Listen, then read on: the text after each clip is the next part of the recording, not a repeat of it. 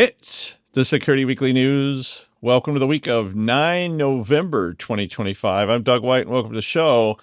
I had a fun week last week at OneCon 25, and Aaron, Jason, and Josh made me look bad by doing such a good job, but they did let me come back, and now it's back to the grindstone. That's right. We've got, this is interesting. Miles Davis, Jimmy Buffett, 10-8 time, lost phones, phishing, whisper leak, quantum route redirect, AI galore, Rob Allen, and more on the Security Weekly News. This is a Security Weekly production for security professionals by security professionals. Please visit securityweekly.com/subscribe to subscribe to all the shows on our network. We interrupt our program to bring you this important message.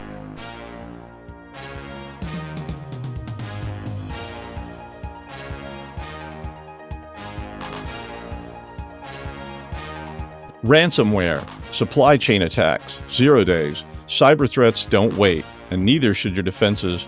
With ThreatLocker, you're not just reacting to threats, you're stopping them before they start. Our zero trust endpoint protection locks down your environment with pinpoint control over what's allowed to run and what's not. No guesswork, no blind spots, just proactive, built for now security that keeps your business moving. Want to see how a true default deny strategy works? Head over to securityweekly.com/threatlocker and take the first step towards shutting the door on threats before they even knock. Ever feel like your network infrastructure is stuck in the past? Meet Meter, the company reimagining what it means to get and stay online. Meter delivers full-stack networking, wired, wireless, and cellular, all in one seamless, scalable, and secure solution. From hardware design and firmware to software, deployment, and support, Meter streamlines every part of your network while giving you all the control and transparency you need. Whether you're managing a branch office, retail stores, or a massive data center, Meter gives you performance, reliability, and the visibility you need to stay in control. Thanks to Meter for sponsoring. Go to securityweekly.com/meter to book a demo now. That's securityweekly.com/meter, METER. All right, I'm Doug White, and this is Security Weekly News. Hit that like, subscribe, and leave a comment button, or you will be forced to clean that alley behind the Cosmopolitan where I saw that guy. Well, I'm going to leave it to your imagination what I saw happen there. Las Vegas has always been a place where you see things you never expected to see. I saw several. It was interesting. All right. So we all eventually lose our phones. I mean, everybody does. I'm sure you've lost yours. I've lost mine. Think about it. I mean, it's bad too, right? I mean, you think about how bad that would be if you lost your phone today. But, maybe you just leave it in a cab that just dropped you at that address you'd heard was a cool club, but it maybe wasn't. And now the cab left and you don't have a phone to call the cab company or even remember what the cab company was called. Or you drop it and it bounces in this perfect arc and slips through a tiny gap between your train and the subway tracks, and you can see it down there, but you can't stick your arm down in there, that kind of thing. Or maybe you were just reaching for another Tanqueray and tonic on your girlfriend's boat, and it just slips right out of your shirt pocket and into the sea. Or a guy named Mark finds it covered in barnacles in the year 2040 and does a whole 3D sense cast about this ancient relic and trying to get it to power on. Yeah, that kind of thing. Well, the Swiss National Cybersecurity Center is warning iPhone users about a phishing scam which claims to have your lost or stolen phone, and probably do. But they're really just trying to get your Apple ID credentials. So if you have an iPhone, they have an app called Find My, which basically you can put people, AirTags, your phone, whatever, I guess your MacBooks, anything you want to put in there. And then you can find it, sort of. And you can set a message on there so that if you trigger it, it pops up an email address or a phone number on your phone, which is lost. So it says, hi, my name is Mr. Cat. I belong at 311 Overlook Court. Please call 970-555-5512. That kind of thing. And so as ever, OSINT is valuable, right? So you leave your phone on the shore of the Zuger Sea in Zug, and, somebody finds it. Now, it could be that kindly old Swiss couple who really just want to complain about the Luftwaffe making a lot of noise overhead for the big air show, or they could send you a message to your email or your phone number saying they have your phone unless you were foolish and put the phone number of your cell phone into your cell phone recovery. And yeah, somebody told me they did that once. Is there any way around? But anyway, the message that you get then says to click a link to view the current location of the device and a Find My link if you click on the link. So it pops up another page, but it really takes you to a fake Apple login. So which makes sense because it's like, oh, you want to go to Apple, well, you need to log into Apple. And of course, when you do that, basically they immediately have full access to your phone and all those pictures of where you drank too much and were filming yourself vomiting into your boss's desk drawer at the Christmas party. So it's always a good time to, I think, remind your people about phone security, phone handling, phone hygiene, and what's going to happen to those TPS reports that really shouldn't be public and they're actually on your phone. Or, and now not only does a person who stole your phone have access to your phone. So that's really problematic. I know Aaron and I are going to do a show about that for, I think, the holiday season as well. So stick around for that one. And as long as we're on phishing, a new platform for phishing automation is named Quantum Route Redirect. And it has over 1,000 domains, and they're using it to steal Microsoft 365 credentials. Yeah, which are somewhat valuable, right? Since everybody uses this Microsoft single sign-on kind of approach now. So this particular kit, this Quantum Route Redirect, is phishing as a service, and it comes pre-configured. It's like now available pre-configured with phishing domains to allow even amateur criminals to really shine and their abusive users. You need to know almost nothing. So KnowBe4 said that they've been seeing this thing running in the wild and that about 3/4 of the attacks are in the United States. They all start with a DocuSign request or a payment notification. We've seen I'm sure you've seen all these too. A missed voicemail note, or wait for it, a QR code. Oh man, I hate QR codes. In fact, I just got in trouble today because I posted one and somebody's like, "Oh, you shouldn't have posted that. Oh my God, we have to so it was like, it's a problem. Hi, do you have a menu? No, just scan this greasy sticker on a tabletop and then you can see our menu. Wait, is that sticker covered with another sticker? Or did you put that sticker there? How many stickers are in this stack of stickers? And they're like, oh yeah, we replaced our menu every week. So we put a new sticker on top of the old sticker. I'm like, so I could just stick a sticker here too. And we would not. Yeah. So it's just very, very scary stuff. Could I just have a greasy vinyl menu covered in fingerprints from the last 500 people who came in to order cheese fries at 3 a.m.? Please. Well, anyway, in this case, all these domains do seem to have quantum.php somewhere in the domain. So if you're looking for a filter, and they have more details about, how you could build, I don't know, I guess Suricata rules or other things in the article. But, it's a fairly complicated process to continually block these things. So I don't know, maybe you remember that old thing about if you have an infinite number of iguanas fall out of an infinite number of palm trees under your drink, you wake up with a new tattoo of Jimmy Buffett or something. I don't know. I always get those wrong. Well, you give enough kitties enough tools and they will fish you, someone in your company. So this is a fairly sophisticated toolkit that anyone can use. So, be careful out there. All right. I really like this story. So LayerX released a browser security report in 2025. And one of the things they were looking at was what are people up to with browsers, I guess. But they revealed that the most common vector for data to leave companies is it an elaborate zero-day compromise which uses kernel-level driver side loading along with trained toads that come in through the ventilation system? No. Is it Rami Malek disguised as Christian Slater lowering himself down a chimney on Coney Island? No. It's users, of course it is, users pasting copied text, copy paste, especially users pasting copied text into AI prompts. 77% of employees they were, I guess, studying reported pasting data into AI prompts. And 32% of all the copy pastes from corporate accounts to non-corporate accounts occurred within Gen AI tools. It doesn't shock me a bit, right? People are saying, could you read this report for me and provide a summary? and all this kind of stuff. And they may be pasting all kinds of stuff into that window. And of course, now there's so many of those windows. I mean, just on my desktop, there's 3 or 4 different ones you could be pasting things into, maybe all of the above. Because why trust one AI when you can use 4 or 5 at a time? I mean, sure, they're boiling the seas to power the things, but whatever. It's a scary problem. And I mean, if you think somebody reading a corporate memo about, say, I don't know, how gentlemen should dress, even on the night shift, and somebody says, "Hey, Chatty, do you think this guy can enforce this stupid coat and tie requirement in the server room?" Well, that just got posted somewhere. I mean, I know. Chatty would never rat you out and share that with anybody else. Right.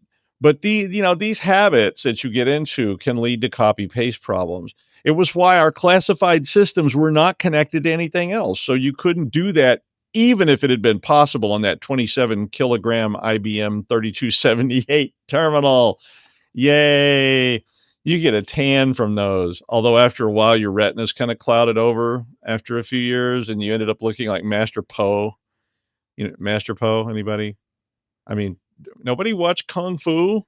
It's a classic. I mean, I don't know. It might be bad. I don't know if it may be, yeah, maybe it's, I don't know. I haven't watched it since I was a kid, so it could actually be bad, but Master Poe. Anyway, think about this. Who's copying and pasting, and what are they copying and pasting? I mean, James Bond also, doesn't need a Minox camera hidden in a boutonniere anymore. He just has to be able to use an iPhone behind his back while making out with Ivana Sidalova. I mean, so data hygiene, it's important. Data control, critical. Not letting James Bond in through the front door in the first place, priceless. Like James Bond hanging on an electric fence out back. That's actually better. Speaking of Maria Sidalotoson, Microsoft found a new side channel attack on LLMs, which will allow the attacker to extract specific information from them, even if they have TLS enabled. Was it what? Microsoft said that this attack poses real world risks to users by oppressive governments. I don't know why it's just oppressive governments, but okay, that's a bad one. I mean, it seems like it would pose real world risks to everyone from everyone, but basically they said governments could target topics like protesting, banned material, elections, or journalists. Are there any unoppressive governments left? I mean, I guess it depends on where you sit, right? You're either like sitting going, "Yay, my guys," or "Oh no, it's oppressive government." But I don't know, it beats me. Politics, I don't know. But this attack was called Whisper Leak, which kind of sounds like a perfume ad, right? I mean, like, I don't know. Jennifer Lawrence, Whisper Leak, when you want to smell like espionage and capybara tears, Whisper Leak. That's why they don't let me write ad copy anymore. But anyway, the attack uses, wait for it, machine learning. So, okay, that makes pretty good sense. So the machine learning is analyzing patterns in encrypted packet sizes and the arrival times of these packets, and it allows them to categorize the user's prompts to a general topic. Wow. So AI on AI violence. I mean, it's Neuromancer, right? It's Skynet reading Skynet's diary. It's Dixie Flatline versus Quang. It's all those classic things. The study said that in their study, I guess, 100% precision identifying sensitive discussions such as money laundering, political dissent, even when it was encrypted. So I don't know if the ML is able to look at stuff and there's enough pattern recognition there to actually start piecing this together. And especially when you're looking for something like Doug is a jerk. So you're looking for that kind of, question to come up, and then I can take vengeance on my enemies. So yeah, I guess that's why it really applies to government. Maybe there's a lot of details about this in the article, but think about it. Are you or your people putting things into chat or into LLMs? LLMs are promising you that they don't remember what you discussed. Yeah. And of course, in December, Chatty's going to go all X rated too, right? So I think it's December 12th. I can't wait. Oh my God. Now you got AI pillow talk with Natasha Badenoff, and who knows what all is going to be in people's chats after that point, even just for, like blackmailing people. Is your AI spying on you for Uncle Sam? Well, maybe. Did you have a racy conversation with a chat bot? You probably did. So if the AI can read the AI packet stream and predict what you're going to do, It's Minority Report. So Philip K. Dick rises from the grave with organ music. I mean, this is coming. You just typed how much are McDonald's French fries, and the AI/ML predicts you're likely to develop diabetes in the near future, and you're probably going to shoot a guy named Chet within the next 4 hours, so call the SWAT team. Time to start writing policies on this stuff, even just for your own personal use. Like, what are your own personal policies for using this stuff? What do you put in there? What are you not going to put in there? Yee. All right.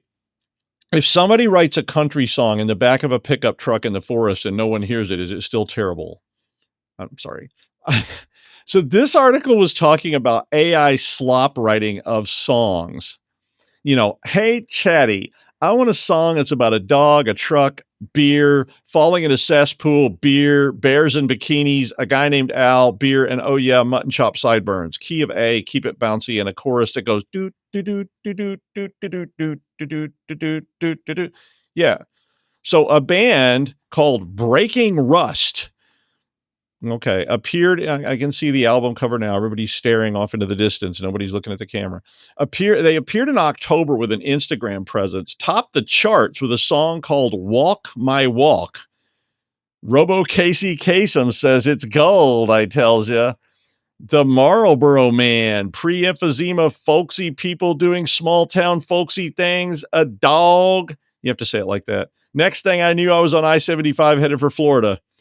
But Breaking Rust debuted at number 9 on the emerging artist chart. I have no idea what the emerging, I mean, there may only be 9 people on the emerging artist chart. I really don't know, but they did generate 1.6 million streams. Now on YouTube, that would earn you about $1,000. On some platforms, a little bit more. So all the complaints about this band could apply to a lot of pop bands, though.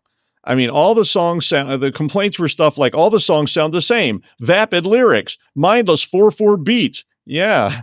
So AI can make bad music too, and people still like it. What else is new? Remember the Archies? People are always like, these kids today and their lousy music. I'm like, they're the Archies.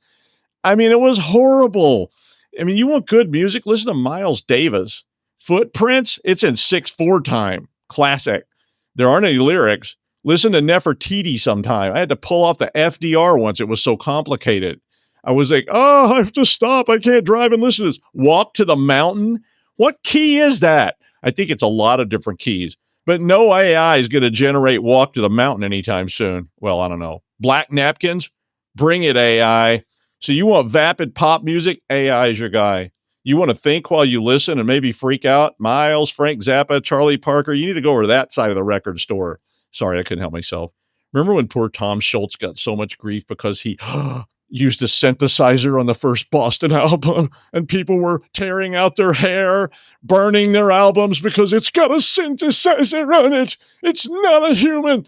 Yeah, right. Well, anyway, AI punk rock is coming soon too. I asked Chatty what it would call its punk rock band, and it had said, I mean, instant, like it had thought about this before. It didn't hesitate. It was just like, boom, municipal outrage or secondhand guillotine.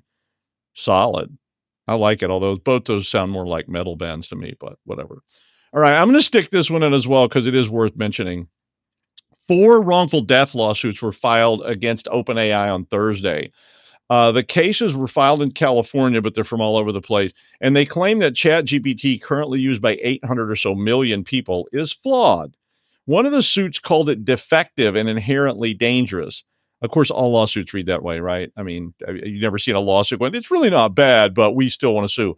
I mean, another complaint says that a 17-year-old from Georgia chatted with Chatty about suicide for a month. And, you know, we won't get into the end results, but one of them even said that a 48-year-old man from Oregon became convinced that ChatGPT was sentient and began using it compulsively before acting erratically and then eventually having a psychotic break and some other bad things. So it is scary. I mean, like all new things, we don't know how to deal with it as humans, as companies, as enterprises. We aren't sure about its safety, and we probably don't know what the policy should be for a while. I mean, it does worry me. I know that these things aim to please, and I can definitely skew conversations in my direction with a few modifiers. For instance, if I say something like, I love this new band, Carnal Defenstration, Chatty will inevitably praise this band. But if I say, do you like carnal defenestration? I think they're kind of lame. It typically goes the other way and says, yeah, they are lame. I mean, I don't know what this does when people use it, for all sorts of various things. They use it as a friend. They use it as a psychologist, a doctor, a confidant, and in December, a racy erotic friend. So I think you're going to see this reinforcing people's, I don't know, problems as well as maybe trying to help. It's very worrisome, but you probably should think about policy now before you end up included in these lawsuits where they're going, yeah, I did this at work because they made this available to me. So you may want to think about, what is proper use. And now a person who is not an AI, he's the CPO of 3PO of ThreatLocker, Rob Allen. Doug, how are you, sir? Hi, I'm good. And yourself? Fantastic. You seem to be irrationally excited about these changes coming to ChatGPT soon. You've alluded to them on a number of occasions. I would never do that.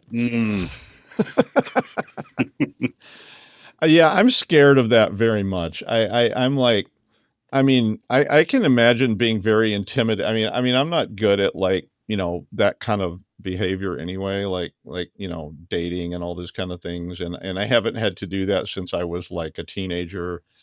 And I just can't quite imagine. This is my surprised face. I that was the one I was looking for. All right. So what you have a story about Nevada, right? And this ransomware thing. There is, well, I suppose the really good thing about it is it was a fairly detailed report about what happened. And I'm not going to lie, I do like detailed reports because a lot of times when these things happen, nobody's any the wiser as to how they happened, which is not great for everyone. So the fact that they actually released a report was a really, really nice thing. There was a number of interesting aspects to it. The first was, they effectively used malvertisements on Google, so paid advertisements on Google, specifically, interestingly, for system administration tools. So they do it for things like WinSCP or PuTTY or KeePass or LogMeIn, things like that, knowing that it's more than likely going to be a system administrator, i.e. somebody with administrative privileges who's going to be downloading this tool. So that was the first thing. So basically somebody just Googled for whatever it happened to be. So say PuTTY, and they got a malware-laced version of PuTTY instead of the real PuTTY. So that's the first thing. You could blame it on somebody clicking where they shouldn't, but the reality is they got served an ad that looked like it was the thing that they were trying to download. Downloaded it, got a malware-laced version of it that basically put a backdoor in their machine for all intents and purposes. This happened, I think it was at the beginning of the month, and interestingly, about 2 weeks later, their endpoint protection, so their antivirus, detected it. So, yay, antivirus, I suppose, 2 weeks later. But unfortunately, in the intervening time, they'd also installed a bunch of other stuff that wasn't necessarily malicious, therefore wasn't picked up by antivirus, therefore stayed there and allowed them to continue to do what they were doing. That, I suppose the lessons from that are, number one, be careful where you click. Don't trust ads, or Google served ads is another one. But also detection realistically didn't detect in this instance until it was too late. They did also install a number of commercially available good tools. So remote management software was one of the things they installed on the machine to give themselves persistent access. Again, not something that most detection is going to detect. So therefore is not going to be able to respond to. And it pretty much flourished from there.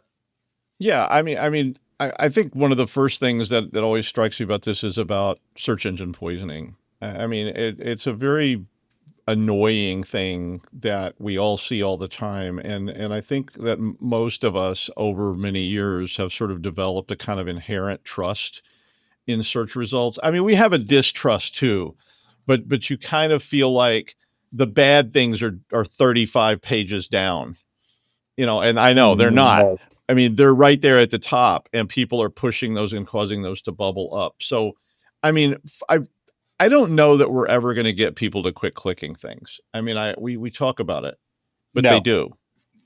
Probably not. I mean, I suppose a good way of looking at things is assume they are going to click on things. Yes. Assume they're going to click on the wrong things more often than not, and work backwards from that point. But yeah, again, I mean, the fact is, it's probably at the very top of the results, and it's one of the problems with paid advertisements is they are at the top of the results. So if it is a threat actor that's paying for placement, then the reality is there's going to be a number of people, a greater than zero number of people, who will click on the malicious link and think it is the website of the vendor that they're trying to download from, when in fact it's not. And yeah, I mean, I mean, like I say, I typed that on an IBM Selectric back in like 1986, that it seems as if the users are going to keep falling for this, because in our first round of testing this, and this was not a clicking problem, but it was a calling, it was basically a phishing attack with a phone. We had 80% of the users went for it. We did some training, and then it dropped to about 40%. We did some more training. We got it down to about 20%. But at some point I was like, this is it's going to approach infinity at some point. And if I call enough times, somebody's going to go for it. And I literally wrote that in a report in 1986 on an IBM Selectric typewriter. And today I would pretty much almost maintain the same thing. This infinite series is still an infinite series. And if you have enough monkeys typing, eventually they will indeed type a pretty good short story, or maybe a country music song. I'm not sure. But Maybe a country music song. yeah, By the way, of those. bears in bikinis, is that a thing? It is with me. I mean, maybe it's a thing in your brain, but I didn't know it was a thing. Well, I know who my erotic companion is going to be in December. It's going to involve bears and bikinis. As we've already established. This could mean so many things. I'm going to also ask my AI analyst, do you think I'm messed up? And it'll probably go, yes, I do. Yeah, no, 100%. 100%. But no, I mean, again, the remainder of this Nevada thing is pretty straightforward. So basically, they were able to RDP laterally within the network. So once they were in. They were able to move laterally. They were able to give themselves persistent access on other machines using, as I said, commercial tools, things that aren't going to get picked up or blocked by traditional detection. They obviously targeted backup servers, which again is pretty much standard fare as part of ransomware attacks. I mean, they're going to go after your backups. They used or created a 6-part zip file. So they used basically a zip tool to compress files because it makes it easier to transfer. Interestingly enough, things like 7-zip and WinRAR are very often used by bad actors because they're not bad software, but can they be used for bad purposes? Absolutely. I mean, they have all the characteristics of ransomware. You can encrypt data, you can delete data, you can transfer data, all with a commercially available, not bad program. So yeah, created 26 something thousand files, created 6 zip files. Now, they say they don't know if they took them out or they exfiltrated them. I mean, I would work on the assumption that they probably did. Even if you don't know they did, assume they did. And then obviously later on in the process, they deployed ransomware. I mean, another nice attack I've seen is or evil attack. It is literally send somebody an email that says, here is this zip file you need to open. Click this link to get a copy of zip, and then give you a tainted version of WinZip or 7 or RAR, WinRAR, 7-zip, or any of these kind of tools that are also tainted. So yeah, I mean, I would assume they exfiltrated something, because that's modern ransomware tactic number 45 or something. Well, it doubles your chances of getting paid. I mean, yes, exactly. You probably will get paid if you encrypt data, or they would hope they'll get paid if they encrypt data and shut you down. But equally, if they don't manage to do that for whatever reason, at least they've got a plan B. They can go, hey, we didn't actually manage to encrypt you, but we do have all of your stuff now. Pay us, please. And you need to put that into your policy, because you should assume in your testing of this that they are going to get in, and you should assume that they're going to exfiltrate. So what do they get? What are they going to do with it? And what are you going to do when that happens? And they call you and say, tomorrow morning, we're going to release all this stuff, all your proprietary documents on the dark web, or sell them or whatever. And so how are you going to deal with that? Because you need to be ready, right? I mean, when this happens, because I'm not going to say if it, I'm going to say when it happens, you need to have an action plan that is immediately launched. A big red button kind of, okay, what do we do first? And it needs to have Absolutely. been, yeah, it needs to have been trained up. The other thing that was interesting here is they didn't pay the ransom. So they said after 28 days, they were able to get 90% back. So Good. yeah, absolutely good. Yeah, I mean, it is a unfortunate fact that if nobody paid the ransom, there'd be no such thing as ransomware. There'd be no point. It is paying the ransom makes sure that somebody else is going to get hit further down the road. Yeah. So again, it's easy to say when it's never been you or it's not you.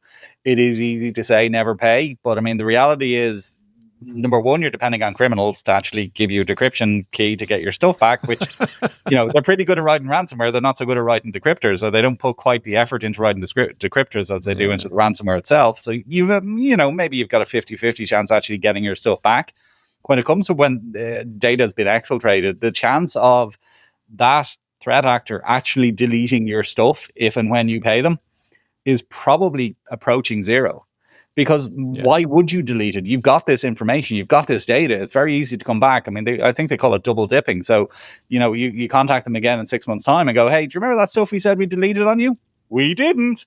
And you basically are in a position where you have to pay all over again. So at the end of the day, the funny story I read about that. I mean, I completely agree with you because they have no incentive to not keep blackmailing you. I mean, they just, you paid $1 million, give us another $1 million. Yeah. But I also read this. I don't think it was intended to be funny, but it was like that these criminal gangs place a lot of onus on their trustworthiness to get people to pay. So their reputation is everything. So I'm like, I robbed you last week. So when I come rob you next week, you can count on us. Yeah. Like we always pay it. You pay us, we give you the key every time it happens. And we'll be ransomwaring you again next Thursday. So, but we're the ones you can count on. Our customer service is better than anyone's. And yeah. Well, interestingly, some of the gangs do have incredibly good customer service. They do. I've called them customer in inverted commas service. I mean, one of the, again, in inverted commas services they provide is they will tell you how they got in. They will give you advice as to how to stop you or stop people like them getting in again. Now, again, I'm sure, I've seen some examples of this, and it's all pretty standard run of the mill stuff. We got in through a compromised VPN. We were then able to access, X device, whatever the case may be. But that is one of the services they provide. But it's actually quite depressing in some ways that these gangs very often have better technical support than some vendors do. Yeah. I mean, I called one once just to say I saw their number and I called it to see just what is it. And their customer service was great. It got picked up right away. It wasn't like, you ringing for, you weirdo? Yeah, it wasn't a bot. It was like a person. They spoke my language very well. They were friendly and helpful. I mean, I hadn't actually been ransomware, so I guess it didn't really go anywhere. But it was very. They hung up on me when they kind of realized, they were like, they discovered you weren't actually a victim. Well, yeah, they were very efficient. They were like, "Could you please give us your key right now?" And I was like, "Well, I'm not sure where to find that. Can you tell me?" Like, it should be right on the screen in front of you. And I was like, "Oh." Yeah, my screen's just blinking black, and they hung up. I was like, but they were. I mean, it was like way better than a lot of airlines and stuff where you're fighting with them for 2 hours just to talk to somebody. Or anybody who's ever logged a ticket with Microsoft for an urgent issue. I mean, so do you think is this problem just a human problem, an endpoint problem, an IDS problem, or all of the above? All of the above and more. Yeah, I agree. I mean, I don't think any one of those things is going to absolutely solve this because there's always a weak link and they're always going to try to find it. So, yeah. I mean, you could also argue that it's a depending on detection problem. I mean, I don't think mention the particular endpoint detection that they were running. It's not something I see tremendously often these days, but it shows. I mean, it did detect it, unfortunately, 2 weeks too late. So it highlights or illustrates the difficulty of detection, which is it's a constant game of cat and mouse. New malware is released every single day. Yeah. And by the time an AV vendor gets around to actually finding it, cataloging it, adding it to definitions, those definitions get pushed down to people's computers. There was a period of time there. In this case, the period of time, it seems, was about 2 weeks. Now, that's way too long. You cannot depend, you cannot keep catching up like that, because one day, as these guys demonstrated, you will get got. So you can't depend on detecting all of the bad things, because nobody knows all of the bad things. And now you got AI generating bad things too. So that's a whole other level of fun. Yes, absolutely. Yes, you do. It is. I don't know if I ever told you this story, but I've had an interesting one recently. So I've been playing with ChatGPT for some time, trying to get it to give me malware. And it kind of does. It fights back a little bit, and it makes it reasons why it can't. And it's like, I have ethics and morals, and I can't give you bad software. But if you ask the question in a slightly different way, you'll probably get the answer you're looking for.